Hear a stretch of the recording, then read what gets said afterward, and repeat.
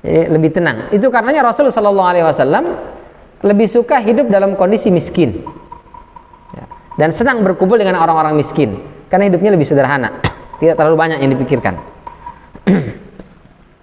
Secara bahasa ya. Tapi tidak boleh kita minta untuk hidup miskin, nggak boleh. Ya Allah miskinkan saya, nggak boleh. Jadi kan justru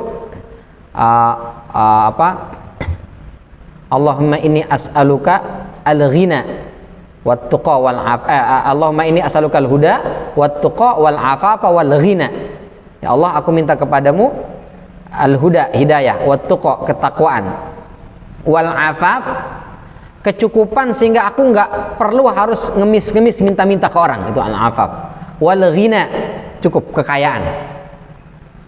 Ada berlindung, wa a'udzubika minal faqri, dan aku berlindung kepadamu di Allah dari kefakiran. Jadi tidak boleh kita minta hidup miskin. Jadi miskin itu bukan sebagai nasib, tapi sebagai pola hidup yang diajarkan oleh Rasulullah SAW. Bismillahirrahmanirrahim. Assalamualaikum warahmatullahi wabarakatuh.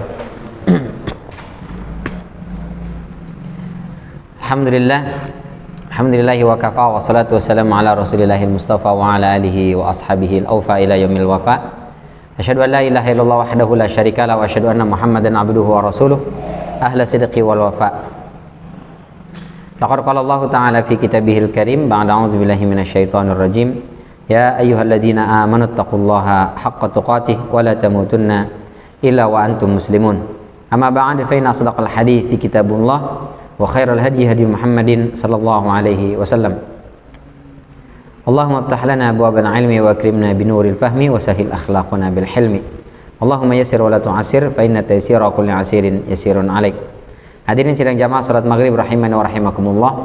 Alhamdulillah, segala puja puji serta syukur selalu dan senantiasa kita panjatkan kehadirat Allah Subhanahu wa taala. Mudah-mudahan kita semua selalu dalam penjagaan Allah, dilindungi dan dijauhkan dari berbagai macam mara bahaya dan musibah, baik mara bahaya dan musibah di dunia ini, terlebih lagi mara bahaya dan musibah di yaumul qiyamah kelak.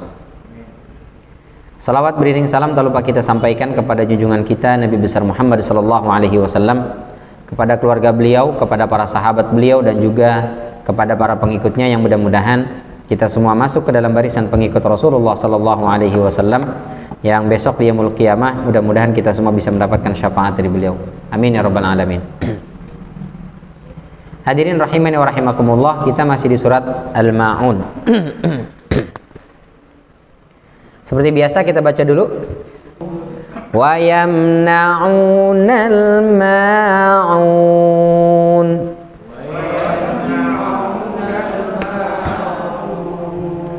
Sadaqallahul azim. Kita kemarin sudah sampai ayat kedua, fadzalikal ladzi yad'ul yatim. Kita sudah jelaskan siapa itu yatim, apa yang masuk kategori anak yatim dan mana yang bukan masuk kategori anak yatim. Baik, kita masuk ke ayat berikutnya, yaitu wala yahuddu ala ta'amil miskin. Wa artinya dan, la tidak. La ini bisa bermakna tidak, bisa bermakna bukan, bisa bermakna jangan, tergantung konteks kalimatnya. Tapi kalau setelahnya kata benda, nah itu diterjemahnya tidak ada. Jadi kalau la setelahnya kata benda, la masjida, tidak ada masjid.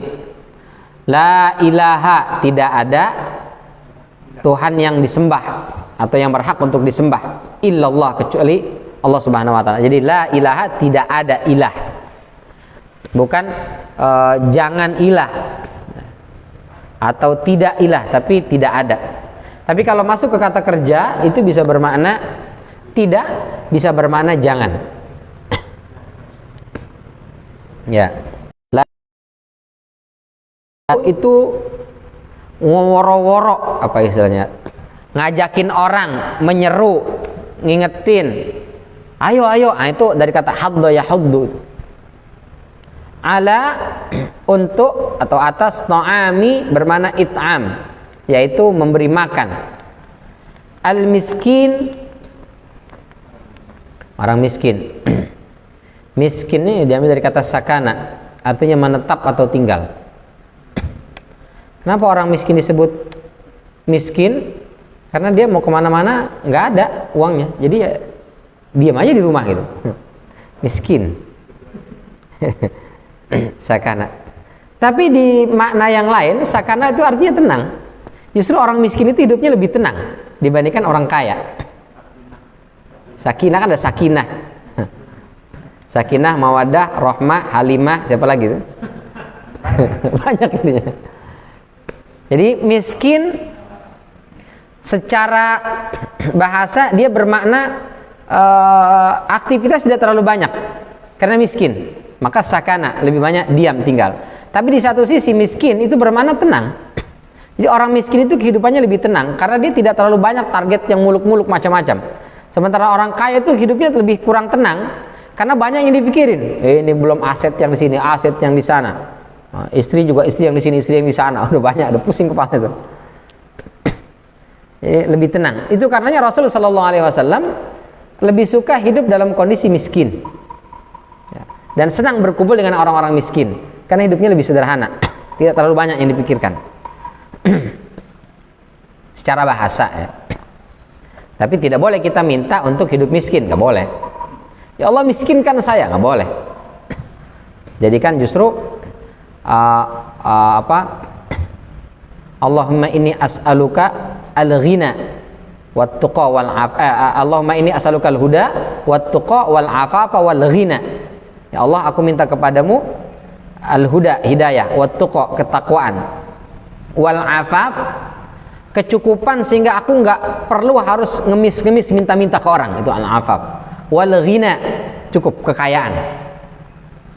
Ada berlindung, wa a'udzubika minal faqri, dan aku berlindung kepadamu di Allah dari kefakiran. Jadi tidak boleh kita minta hidup miskin. Jadi miskin itu bukan sebagai nasib, tapi sebagai pola hidup yang diajarkan oleh Rasulullah SAW. Bahwa kita berpikir tidak harus selalu materialistis, tidak harus duniawi terus, dan jangan sampai hidup kita disibukkan oleh dunia. Sehingga miskin menjadi sebuah pola hidup, bahwa hidupnya sederhana. Bukan berarti miskin bermakna serba kekurangan, mau ini susah, mau itu susah, nggak bisa, bukan. Orang miskin yang selamat di yaumul hisab itu dia masuk surga lebih dulu dibandingkan orang kaya yang selamat di yaumul hisab. Karena kalau orang kaya kan banyak hartanya yang mesti diaudit. Semakin banyak harta semakin lama ngauditnya itu. Dan diauditnya itu per item, bukan diakumulasi. Per dapat transferan, per masuk ke kantong uang, itu bukan diakumulasi. Kamu 75 tahun hidup selama di dunia, total hartamu ada 3 triliun. Oke, 3 triliun itu dari mana? Enggak. Tanggal sekian, hari anu, jam sekian kamu dapat uang. Itu bagaimana kau cara mendapatkannya? Kemana kau belanjakannya? 3 jam berikutnya kamu dapat lagi. Dari mana kau dapatkan itu? Kemana lagi kau belanjakan? Terus. Begitu juga yang ada di rumah tuh, aksesoris tuh. Masuk rumah ini ditanya besok nih, jam ini dari mana nih? Ini nih piring nih, tanya besok nih. Ini mangkok-mangkok nih, tanya nih. Ini sepatu ditanya nih. Dibeli dari mana, dipakai buat apa? Semua ditanya nih. Semakin banyak sepatu kita, semakin banyak pertanyaannya. Dari sekarang aja kita tanya-tanya tuh. Baju gitu juga, satu lemari, 1, 2, 3, wah banyak sekali pertanyaannya. Itu karenanya Rasul SAW pernah lagi sholat, cepet-cepet, buru-buru sholat. Kenapa ya Rasul kau sholat terburu-buru? Tapi buru-burunya nggak seperti orang kita sekarang kayak burung pat, 7 menit selesai 23 rakaat, enggak ya. Tumak ninahnya tetap dapat. Tapi biasanya Rasulullah setelah Al-Fatihah itu baca surat yang agak panjang, rukuknya dilamakan, i'tidalnya dilamakan, sujudnya dilamakan. Nah, ini enggak, sebentar aja. Jadi cukup subhana rabbil azim misalnya, atau subhana rabbil a'la 3 kali, selesai sudah. Ditanya selesai, ya Rasul kenapa terburu-buru sholatmu? Kata Rasulullah, di rumah ada emas yang tersimpan di rumah saya dan saya harus bagikan itu. Enggak tenang pikiran saya, sholat ini ke bawah-bawah terus. Subhanallah. Jadi ada harta di rumah, justru kepikiran buat Rasulullah harus cepat-cepat dibagi-bagiin. Ya Allah, Masya Allah ya, Rasulullah. Baik, pendusta agama yang berikutnya adalah wala yahuddu ala ta'amil miskin. Berarti kalau dia tidak mau menyeru untuk memberi makan, memberi bantuan kepada orang miskin, tandanya dia tidak memiliki kepekaan sosial, nggak peduli dengan nasib orang miskin. Jadi pendusta agama itu tidak peduli dengan nasib saudaranya yang kekurangan. Maka Islam mengajarkan hakikat kesetaraan, menghapus perbudakan. Nggak ada lagi status majikan dengan budak, itu udah nggak ada. Mengecam kezaliman, memberi hak waris kepada kaum wanita, menyantuni anak yatim, mengentaskan kemiskinan. Itu adalah di bagian di antara misi agama.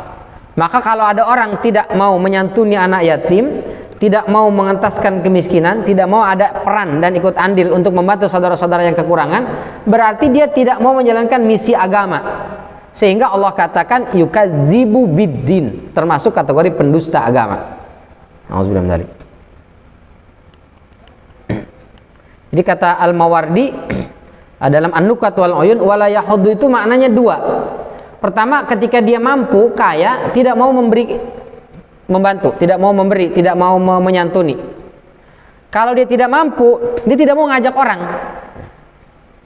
Jadi yahuddu itu bisa kita punya, lalu kita kasih, atau kita tidak punya, kita ngajak orang untuk sama-sama memberi. Nah, itu mana yahuddu. Kalau wala yahuddu, nah dua-duanya enggak dia. Punya nggak mau berbagi, nggak punya apalagi boro-boro buat bantu orang. Ustaz, saya sendiri nggak punya. Anda kan punya kekuasaan, Anda punya kebijakan, ajak orang lain. Anda nggak bisa, orang lain seru ajak, kita ajak.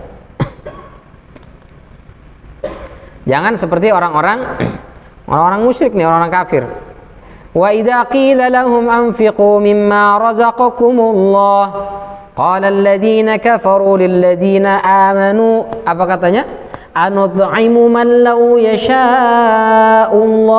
at'amah. Ketika diajak untuk ayo berinfak yuk buat saudara-saudara kita yang kekurangan, maka orang-orang kafir itu ngomong ke orang-orang beriman, ngapain kita ngasih makan? Kan ini hambanya Allah, kan ini makhluk ciptaan Allah, katanya Allah bertanggung jawab, Allah aja yang ngasih nanti, ngapain kita mesti ngasih? Ngapain kita ngasih mereka?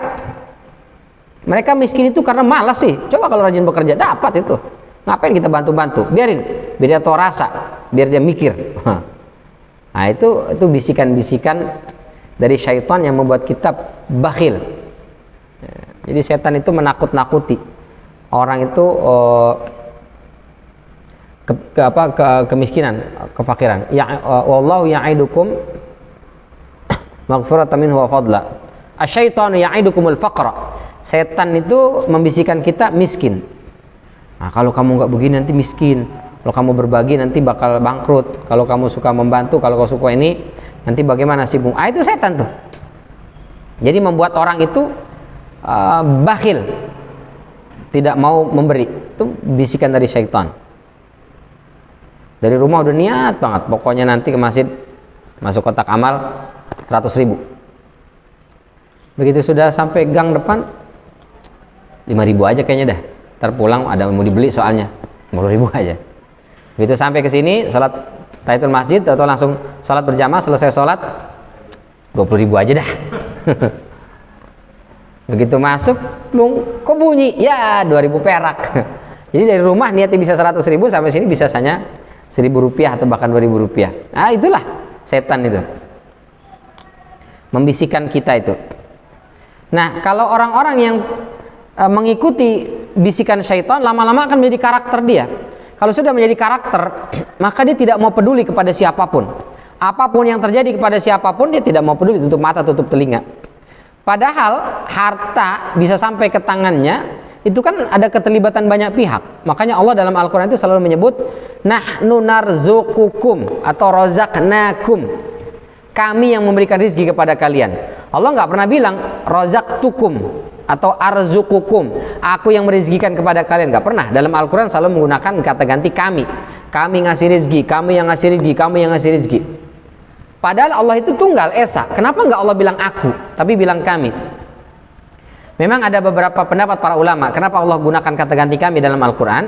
Sebagian mengatakan lita'zim, untuk menunjukkan kemahaagungan zat Allah Subhanahu wa taala. Ya kita juga sih kadang manusia begitu. Kami selaku ketua panitia mohon maaf apabila ada jamuan yang kurang dan seterusnya. Padahal ketua panitia cuma satu orang, tapi ngomongnya kami. Untuk apa? Litta'zim. Yang kedua, ada sebagian ulama mengatakan kenapa Allah gunakan kata ganti kami dalam Al-Quran adalah lil musyarakah, untuk menunjukkan adanya keterlibatan pihak lain dalam proses itu. Karenanya untuk ibadah nggak pernah Allah gunakan kata ganti kami. Misalnya sembahlah kami, nggak ada. Takutlah kalian kepada kami, nggak ada. Kenapa? Karena yang disembah itu hanya Allah dan tidak boleh ada siapapun yang terlibat dalam proses ibadah. Bahkan malaikat pun nggak boleh kita sembah. Nabi sekalipun nggak boleh kita sembah. Ibadah itu hanya Allah, tok, selesai. Maka dalam Al-Quran selalu wa iyaya farhabun, wa iyaya fattaqun, wa iyaya fa'budun. Jadi ibadah, takwa, takut, roja itu hanya Allah, tok. Itu kata gantinya tunggal, nggak pernah menggunakan kata ganti kami. Karena nggak boleh ada keterlibatan pihak lain. Tapi kalau misalnya wa ilaina turja'un, kepada kamilah dia dikembalikan. Kenapa? Karena dalam proses kembalinya manusia itu banyak tangan terlibat. Ada malakul maut yang mencabut nyawanya. Nanti ada malaikat di alam barzakh. Nanti ada yaumul mahsyar. Di sana juga ada malaikat. Terus begitu seterusnya. Jadi ada keterlibatan pihak lain, minimal malaikat. Maka wa ilaina turja'un, kepada kami mereka dikembalikan. Dalam proses penciptaan misalnya, ketika Allah berbicara tentang penciptaan Nabi Adam alaihissalam, itu Allah gunakan kata ganti aku dalam surat Sad. Ya iblis, ma mana'aka antas juda lima khalaqtu biyadai. Iblis, kenapa kamu enggan sujud kepada Adam yang khalaqtu, telah aku ciptakan biyadai, dengan kedua tanganku. Allah enggak bilang kepada Adam yang telah kami ciptakan, enggak. Kenapa? Karena dalam proses penciptaan Nabi Adam alaihissalam itu enggak ada keterlibatan pihak lain, enggak ada. Betul-betul Allah. Wa nafakhtu fihi mir ruhi, aku yang langsung meniupkan ruh ke dalam jasadnya Adam alaihissalam. Jadi proses penciptaan Nabi Adam enggak ada keterlibatan pihak lain, maka Allah gunakan kata ganti aku. Tapi untuk kita nih, anak keturunan Nabi Adam alaihissalam, Allah gunakan kata ganti kami. Laqad khalaqnal insana fi ahsani taqwim. Khalaqna, kami telah ciptakan. Kenapa kami? Karena dalam proses terlahir ke muka bumi ini, kita ini memang Allah yang menciptakan, tapi ada keterlibatan pihak lain. Ada bapak, ada ibu, mungkin ada dokter bantu. Yang meniupkan ruh siapa? Malaikat. Ketika usia 40 hari ketiga atau usia 4 bulan ya, 120 hari, yursalu ilaihi malak, lalu Allah kirimkan malaikat, lalu meniupkan ruh, malaikat meniupkan. Setelah itu dicatat empat hal takdir kita dalam janin. Siapa yang mencatat? Bukan Allah, malaikat. Berarti dalam proses penciptaan kita ada keterlibatan malaikat di sana. Nah, rizki itu Allah subhanahu wa ta'ala katakan nahnu narzukukum atau razaqnakum, menunjukkan bahwa dalam perolehan rizki itu memang Allah yang kasih, tapi bukan Allah lempar dari langit, prak, ambil tuh duit, enggak. Bagaimana kita mendapatkan rizki? Ada keterlibatan pihak lain. Ya kalau kita kerja mungkin lewat atasan, nanti ada bendahara, bisnis transfer melalui bank dan seterusnya. Banyak sekali keterlibatan pihak lain. Kita berbisnis, saya nggak di perusahaan, saya berbisnis kita ada rekan bisnisnya, kita jualan ada pembeli, kita mengajar ada jamaah, begitu seterusnya. Jadi harta yang masuk ke dalam rekening kita, masuk ke dalam saku kita, itu telah melibatkan banyak tangan baru sampai ke kita. Nah sekarang kalau ada tangan-tangan yang membutuhkan, masa kita tidak mau menjadi bagian kepanjangan tangan itu yang menyampaikan rezeki itu kepada orang tadi? Maka naif sekali. Dia uang itu sampai ke sakunya telah melibatkan mungkin ada 100 tangan. Sekarang ada 1 tangan membutuhkan, dia tutup mata, merasa ini kan duit saya. 100 tangan yang sudah membantu sampai ke tanganmu kau lupakan. Kau tutup mata, kau tutup telinga. Ya Allah. Itu karenanya kata Rasulullah, menjadi berbanding lurus. Wallahu fi aunil abdi madamal abdu atau makanal abdu fi auni akhihi. Allah itu akan terus membantu seorang hamba kalau hamba ini senantiasa membantu saudaranya yang membutuhkan. Kenapa? Karena ketika kita menjadi kepanjangan tangan rezeki itu, nah itu akan mengalir juga tuh ke kita. Kalau kawan saya itu mengibaratkan rezeki itu seperti keran, toren ya. Kalau kerannya nggak dibuka, ini toren nggak bakal ngisi. Bagaimana caranya supaya ngisi ini toren? Buka kerannya, buka, nanti akan ngisi itu toren. Tapi kalau nggak kita buka untuk anak yatim, tidak kita buka untuk membantu orang kekurangan, tidak kita buka untuk saudara-saudara kita yang membutuhkan, ini mandek nih, mampet nih, nggak turun-turun dia, nggak ngisi. Maka Allah Subhanahu Wa Taala katakan pendusta agama itu yang kerannya ditutup tuh, karena yatim ditutup, ke orang miskin ditutup, ke sini ditutup. Sementara dia selalu meminta rizki. Ya Allah, berikan rizkimu kepadaku. Ya Allah, mudahkan urusan saya. Tapi dia tidak mau memudahkan urusan orang lain. Dia tidak mau menjadi kepanjangan tangan menyampaikan rizki Allah kepada hambanya. Gimana Allah akan memberikan kemudahan kepada dia? Maka Allah mengatakan itu dusta dalam beragama. Biar kata tahajud gak pernah lepas, puasa Senin Kamis gak pernah tinggal, baca Quran setiap bulan, khatam berkali-kali, tapi tidak memiliki kepekaan sosial, maka tidak ada nilai dari agamanya. Itu karenanya kalau kita punya salah ke Allah, kita punya dosa ke Allah, itu minta maafnya gampang. Tapi kalau ke manusia, itu yang repot. Dan hidup kita ini kan lebih banyak berinteraksi dengan manusia, mestinya, dibandingkan interaksi kita kepada Allah. Dalam sehari semalam Allah kasih 24 jam. Allah minta waktu untuk Allah itu 5 waktu saja. 5 waktu, kalau satu waktunya kita salat 5 menit, kali 5 cuma 25 menit. Kalau salat 10 menit kali 5, 50 menit. 1 jam maksimal itu buat Allah, kita komunikasi dengan Allah. 23 jamnya itu kita interaksi sosial dengan yang lain. Karenanya makruh salat duha terlalu lama, makruh. Kenapa? Karena kita harus interaksi dengan yang lain.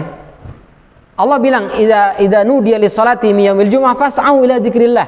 Kalau sudah ada panggilan untuk salat Jumat, segera tinggalkan yang lain itu. Segera penuhi panggilan Allah. Tapi fa idza qudiyatis shalah, kalau selesai salat fantashiru fil ardh, silakan bertebaran. Jangan di masjid terus gitu. Kau harus berinteraksi sosial, kau harus lihat lingkungan, kau harus perhatikan orang yang membutuhkan, kau harus usaha, kau harus ikhtiar, nah, begitu. Jadi hidup kita ini memang harus lebih banyak interaksi sosialnya. Bahkan kita pernah bahas nama Rasul Shallallahu Alaihi Wasallam saja itu sudah menjadi simbol. Rasulullah itu ada Ahmad, ada Muhammad. Kita sampaikan pernah itu bahwa orang Arab itu, kata Syekh Mutawalli Sya'rawi, kalau orang ada yang baik, hubungan vertikalnya, ibadahnya itu terpuji, disebut dengan Hamid. Kenapa? Karena sebagus apapun ibadah kita pasti ada kurangnya. Ustaz, itu tahajudnya nggak pernah lepas. Kalau baca Qurannya, kalau baca Quran kurang. Ini tahajudnya masya Allah, baca Quran juga masya Allah. Senin Kamisnya, Senin Kamisnya kurang. Ini Senin Kamis juga masya Allah. Zakatnya, itu dia zakatnya nggak tahu kemana Ustaz. Ada saja kurangnya. Manusia itu ibadah sebagus apapun pasti ada kurangnya. Nah, kalau ada orang ibadah itu nggak ada kurang sama sekali, nggak ada cacat sama sekali, maka dari Hamid berubah menjadi Ahmad. Berarti kalau nama Ahmad atau gelar Ahmad menunjukkan kesempurnaan ibadah kepada Allah. Sementara Muhammad atau Mahmud itu untuk orang yang terpuji secara interaksi sosial. Jadi kalau orang baik muamalahnya kepada lingkungan, baik sama tetangga, kerabat dan seterusnya, terpuji dia. Tapi sebaik apapun kita pasti ada kurangnya. Si anu baik Ustaz, kalau sama si ini. Tapi kalau ketemu sama itu Ustaz, itu udah kayak kucing sama tikus Ustaz, berantem terus. Ada saja. Tapi kan tetap bagus lah, dia masih ada akhlak baiknya gitu. Meskipun ada kekurangannya. Nah, itu disebut dengan Mahmud, baik secara interaksi sosial. Kalau ada orang yang sempurna, nggak ada cacat sama sekali, sama yang biasa-biasa aja dia baik, sama orang baik dia jauh lebih baik, sama orang yang jahat sama dia tetap baik, jadi nggak ada cacat itu. Nah, itu dari Mahmud berubah menjadi Muhammad. Berarti Nabi kita simbol kesempurnaan hubungan vertikal dengan Allah, ibadah tanpa cacat, itu disebut dengan Ahmad. Dan Rasulullah adalah simbol kesempurnaan akhlak terhadap sesama yang tidak memiliki kekurangan, maka namanya Muhammad. Dan menariknya kalau kita buka Al-Quran, kita hanya sekali temukan nama Ahmad dalam surat As-Saff ayat 6. Sementara nama Muhammad 4 kali tuh. Dari surat Ali Imran 144. Setelah itu surat Al-Ahzab 40. Surat Al-Fat, surat Muhammad ayat 2, surat Al-Fat ayat 29. 4 kali. Apa artinya? 1/4. Artinya satu ibadah itu minimal melahirkan 4 aksi sosial gitu. Jadi kalau ibadah terus ke masyarakatnya kurang, nah itu tandanya dia belum masuk kategori orang yang menyampaikan visi misi dari agama. Jadi kalau sudah sholat, setelah itu aqimus sholah wa atuz zakah. Itu pasti perintahnya tuh. Dirikan sholat, habis itu lihat sekeliling siapa yang membutuhkan, siapa yang sedang kekurangan. Nah itulah agama. Kalau sholat saja tapi tidak atuz zakah, kata Ibnu Abbas, sholatnya nggak diterima. Jadi orang sholat tapi nggak zakat, tidak memiliki empati dan kepedulian sosial, kata Ibnu Abbas, sholatnya nggak diterima. Itu karenanya Abu Bakar radhiyallahu an menganggap mereka yang tidak mau bayar zakat sebagai ashabur riddah, orang-orang yang dianggap murtad. Sampai protes tuh mereka tuh, ngirim utusan ke Umar, tolong dong kasih tahu sama Abu Bakar, kita ini nggak murtad, kami masih sholat, kalau Ramadan kami masih puasa, kalau musim haji kami datang tuh ke Masjidil Haram, kami ibadah haji di sana, kami wukuf di Arafah, semua kita kerjain, cuma zakat doang kami nggak mau bayar, itu doang. Maka Umar bilang, iya juga ya, kenapa dibilang murtad? Datang ke Abu Bakar bla bla bla bla bla. Apa kata Abu Bakar? Wallahi la uqatilannahum hatta yu'tuz zakah. Demi Allah saya akan perangi mereka Umar sampai mereka mau bayar zakat. Kenapa? Karena sholat yang dikerjakan tidak ada nilainya hubungan ke Allah, kalau hubungan ke manusia itu tidak ada. Jadi sholat itu harus melahirkan empati, kepedulian terhadap sesama. Makanya Allah katakan wala yahuddu ala ta'amil miskin, ini termasuk kategori allazi yukadzibu biddin. Yukadzibu biddin, yang mendustakan agama. Bahkan ada salah seorang sahabat datang ke Rasulullah, ini riwayat Imam Ahmad dalam musnadnya, anna rajulan syaka ila Rasulillah sallallahu alaihi wasallam qaswata qalbi. Ada orang datang ngadu, ya Rasul, hati saya ini keras sekali. Gimana? Kalau dinasehatin tuh nggak mempan saya itu. Kalau lagi kesel, lagi marah itu nggak bisa didiemin. Keras hati saya, kasar. Kalau lihat sesuatu yang nggak cocok di keluarga, saya bentak istri dan anak-anak saya itu. Hati saya itu keras sekali. Kenapa ya Rasul? Apa kata Rasulullah? Coba kamu ingin dilembutkan hatimu? Iya ya Rasul. Imsah ra'sal yatim wa at'amil miskin. Coba kau banyak belai rambut anak yatim dan kau banyak beri makan orang-orang miskin. Insya Allah itu yang akan melembutkan hatimu. Jadi menyantuni anak yatim dan juga memberi makan saudara-saudara kita yang kekurangan, itu akan yuriqu qalbahu atau yulinu qalbahu, melembutkan hatinya. Ustaz, saya sholat, orang-orang pada nangis Ustaz. Saya sampai sekarang kok nggak bisa. Kenapa ya? Nangis sholat itu susah Ustaz. Kecuali pas lagi banyak hutang, udah masuk deadline, itu baru bisa nangis. Tapi kalau nggak gitu tuh nggak nangis Ustaz. Orang kok bisa sholat nangis? Gimana Ustaz? Jangan-jangan qaswatu qalbihi, kalbunya keras sehingga sulit menangis. Sementara ada orang-orang itu yang gampang sekali menangis. Bahkan ada beberapa guru kita itu yang baru baca Fatihah saja itu udah nangis. Ihdinas siratal mustaqim, siratal ladzina an'amta 'alaihim. Langsung nangis di situ dia. Ya Allah, luar biasa. Itu betapa lembut hatinya. Berdoa mohon kepada Allah nangis. Ibadah gampang sekali menangis. Ya. Jadi mata yang gampang menangis karena khasyatillah, takut kepada Allah, itu tanda hatinya lembut. Dan itu orang-orang yang insya Allah akan selamat dari api neraka. Karena kata Rasulullah, ainani, ada dua mata yang la tamassahuman nar, tidak akan disentuh api neraka. Apa itu? Ainun bakat min khasyatillah wa ainun batat fi sabilillah. Dua mata itu yang tidak akan disentuh api neraka. Yang pertama, mata yang bakat menangis min khasyatillah, karena takut kepada Allah Subhanahu wa taala. Itu mata yang gampang menangis karena Allah. Wah, itu tidak akan disentuh api neraka tuh. Bahkan akan mendapatkan naungan di yaumul mahsyar. Kata Rasulullah sallallahu alaihi wasallam, sab'atun yuzilluhumullahu yauma la zilla illa zilluh. Ada 7 kelompok manusia yang akan mendapatkan naungan di yaumul mahsyar, enggak kepanasan. Siapa mereka? Salah satunya adalah rajulun dzakarallaha khalian fafadat aina. Seseorang yang menyendiri, dia ingat Allah, dia ingat dosa dan kesalahannya, dia berharap ingin dapat ampunan Allah, fafadat aina, tak berasa air matanya berlinang, tak terasa sesenggukan, tak terasa basah air matanya. Ini di yaumul mahsyar dapat naungan dari Allah Subhanahu wa taala dan dia akan selamat dari api neraka. Yang kedua, ainun batat fi sabilillah, mata yang batat begadang, enggak tidur, melek. Untuk apa? Fi sabilillah, di jalan Allah. Fi sabilillah ini banyak, ada murabitin, pasukan-pasukan yang berjaga di perbatasan. Dia terjaga, melek matanya, orang-orang pada tidur demi memastikan tidak ada bahaya yang mengancam. Ini batat fi sabilillah. Saudara-saudara kita nih sebagai petugas keamanan security, dia tidak tidur semalaman demi memastikan warga komplek Puri Serpong 1 itu aman, tidak ada maling. Itu fisabilillah. Kalau tidak diiringi sambil balak 6 cekik, itu.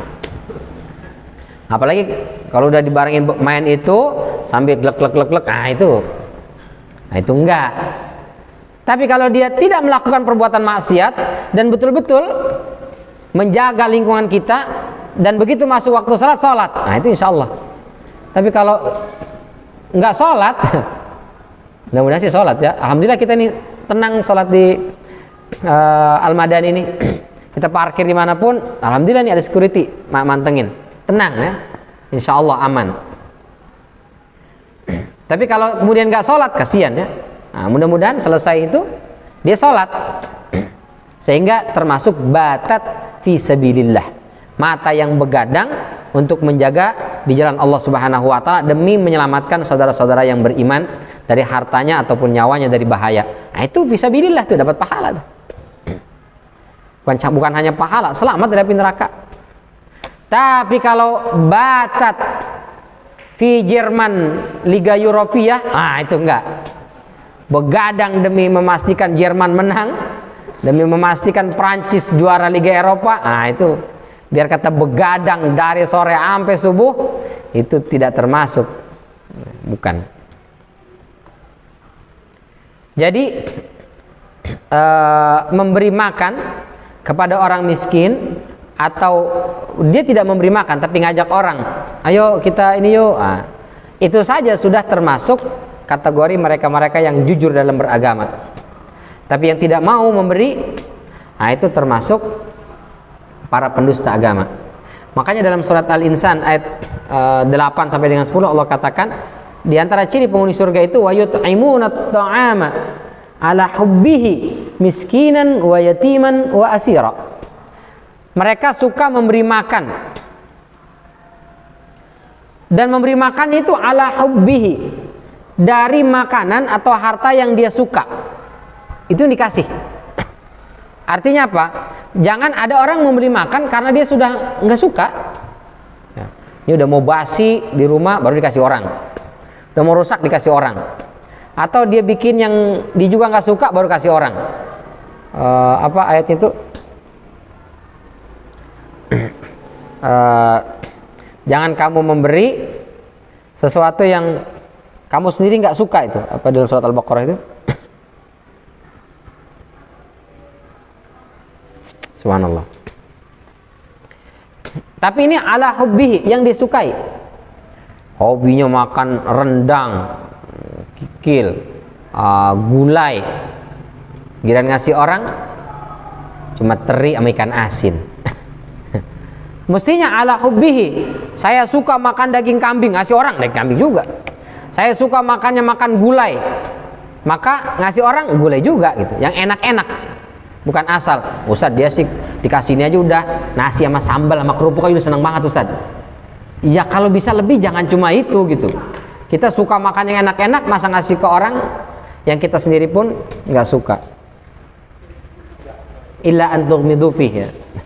Kata Al-Quran itu. Yang kamu aja ngambilnya sambil merem, jangan.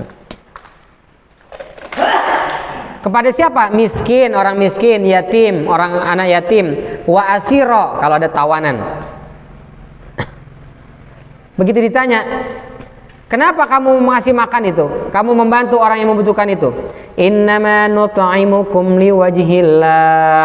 Kami ngasih makan ini hanya semata mengharapkan wajah Allah. Bahkan ini ikhlas banget nih, orang ikhlas nih. La nuridu minkum jazaan wala syukura. Kami ngasih makan ini sama sekali tidak berharap kalian akan membalas.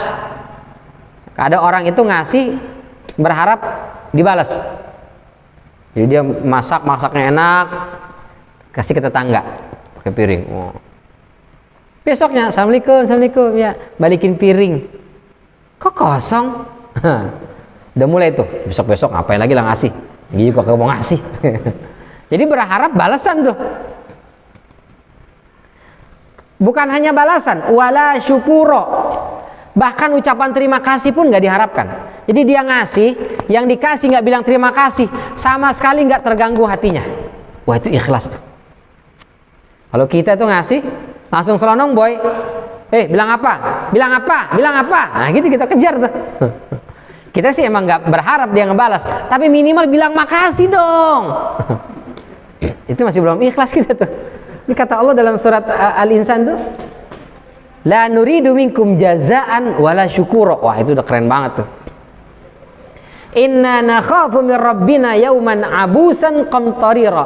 Kami cuma takut besok hari kiamat menghadap Allah dalam kondisi muka itu bermuka masam, cembetut bin cemberut. Kenapa? Orang-orang yang sedikit amalnya itu di padang mahsyar begitu dibangkitkan, wujuhu yauma idin khasyi'ah, tertunduk, lesu, hina, berwajah bermuka masam seperti kanebo yang kering, ditekuk, keras, kaku. Kata Syekh Muhammad Amin Asy-Syangqiti, artinya apa? Orang-orang yang terbiasa pasang muka asem bin sepet ketika ketemu anak yatim dan orang miskin, besok hari kiamat dibangkitkan dalam kondisi begitu mukanya. Kan ada orang, assalamualaikum pak, bantuannya ada, maaf. Itu kan bermuka asem tuh, sepet, cuek, ketus. Besok hari kiamat dibangkitkan begitu mukanya ketus, nggak ada senyum-senyumnya. Nauzubillah min dzalik. Ya Allah. Maka yuk sama-sama kita jadi orang Islam yang jujur dalam beragama, yaitu dengan menghidupkan kepedulian sosial. Di antaranya adalah menyantuni, membantu anak-anak yatim dan juga membantu saudara-saudara kita yang kekurangan, saudara-saudara kita yang membutuhkan.